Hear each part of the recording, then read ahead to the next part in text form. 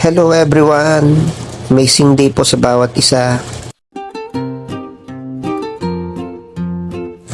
For today's nga pala guys, magluluto tayo ng masarap na ulam for today. Pang bitter daw to o diba, ampalaya. Pero hindi naman So magluluto tayo ng ampalaya para sa mga best and the best person, not bitter. Okay, diba? Tama naman guys, diba? Ang kumakain ng ampalaya ay mga best person. Yan. Kaya ang ampalaya hindi yan para sa mga bitter. Para yan sa mga better. So anyway guys, magluluto tayo ng ginising ampalaya sa araw na ito. Gayatin lang natin yung ating ampalaya ng mga bahala kung ano gusto mong gayat. Malalaki, maliliit. No, siya nga pala yung ampalaya dito guys, no, hindi siya mapait. No, dito sa Taiwan. Yung ampalaya sobrang masarap, hindi siya mapait katulad sa Pilipinas, no. Yun, gayatin lang natin yung isasahog nating konting liempo.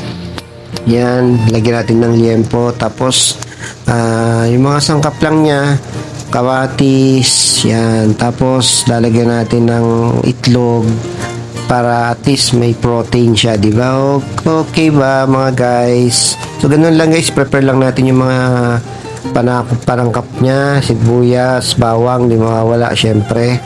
Tapos okay na. Ito na yung final natin guys, no, yung ating mga ingredients na natapos. Yan, ito na guys yung ating menu for today. Ginisang ampalaya. Yan, yung sobrang nga pala ipiprito natin yung pork chop mamaya guys, no. O yun, igigisa na natin guys. Magluto na tayo sa ating mahiwagang kalan dito sa aming dorm. Yan, pinagsabay ko na nga pala guys, no, habang nagigisa ako, pinirito ko na yung yung liempo na sumobra para may partner siya guys, no. So dito kasi sa kusina namin guys ay maraming kalan kasi marami kami nagluluto. Ayun, gisa-gisa lang tayo guys, mix lang natin yung mga sangkap. Yan, tapos lalagyan na natin yung ampalaya. Konting gisa lang guys. Yung pinirito ko na guys. Tsaka meron tayong tawag dyan, yung embutido guys, no, niluto dito sa dorm yung embutido, binigyan nila ako kaya pinirito ko na rin. Masarap siya guys, no, homemade embutido. So yun, ito na guys yung ating ginisang ampalaya na masustansya for today. Mabilis lang lutuin guys, no, diba? Tapos na agad lutuin. So paano? Kain na tayo guys. Sarap. Pero bago tayo kumain, tayong lahat ay mag-pray muna. Thank you Lord for this food. Amen. So paano? Kain na tayo guys. Kain tayo guys ng masustansyang pagkain para sa ating trabaho. Yan, nagutom ang person guys, no, kasi yan kaka-out lang ng galing panggabi. So pagka-out ay diretso luto guys, no. So 8 hours tapos 4 hours na overtime.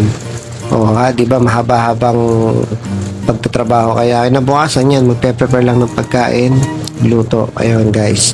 So anyway, maraming salamat sa panonood. Mag-iingat po tayong lahat at patuloy na maranasan ang pagmamahal at pag-iingat ng ating Panginoon. Enjoy life lang guys. Always remember, be positive always. At patuloy na mag-enjoy lang at be happy sa buhay. Maraming salamat guys. Bye-bye. God bless you all.